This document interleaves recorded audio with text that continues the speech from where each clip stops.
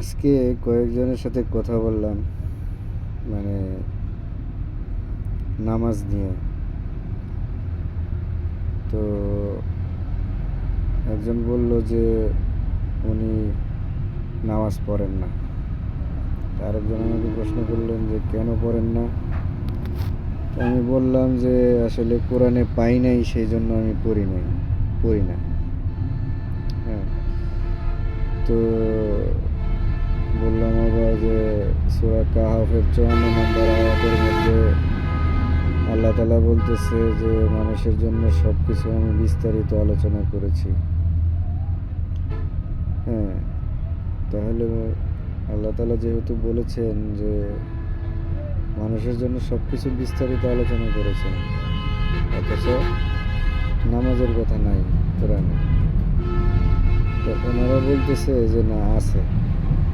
আমি বললাম যে ঠিক আছে, কোরআনে তো আমি পাই নাই, আপনারা যেহেতু বলতেছেন আছে, তাহলে আমাকে আয়াত নাম্বারটা বলেন। কোন আয়াতের মধ্যে বলছে যে তোমরা এইভাবে দাঁড়ায় এইভাবে নামাজটা পড়বে? আমাকে বিস্তারিত কোরআন থেকে আয়াত দেন। যে না, মোল্লারা বলে।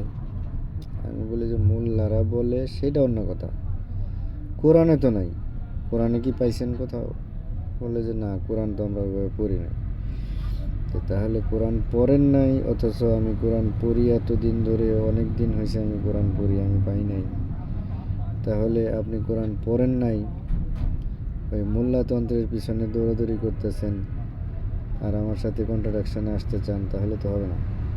আগে কোরআন পড়েন, দেখেন কোরআনে আছে কিনা। শুধু আছে বললে তো হবে না, আমাকে প্রমাণ দিতে হবে কোরআনে কোথায় আছে।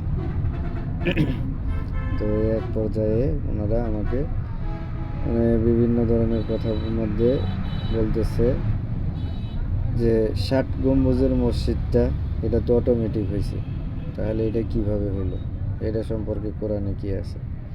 তো আমি বললাম যে এই ব্যাপারে আমার কোনো ইলম নাই, কাজে আমি এই ব্যাপারে আপনাদেরকে সাথে কিছু বলতেও পারবো না।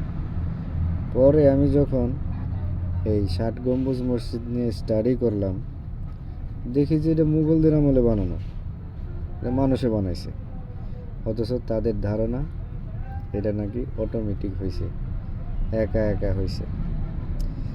তা এরকম তারা অন্ধবিশ্বাস নিয়ে আছে, বুঝছেন? আমি তাদেরকে কোরআনের আয়াত বলি, আর তারা আমাকে বিভিন্ন রকমের হাদিসের কথা বলে। তা আমি বললাম যে আল্লাহ তাআলা বলছে ধ্বংস সে যে নিজ হাতে কিতাব লেখে, সূরা বাকারা আয়াত ৭৯।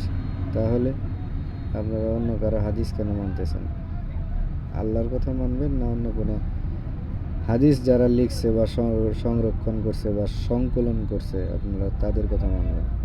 আল্লাহ তো বলে দিছে ধ্বংস সে যে নিজ হাতে কিতাব লেখে।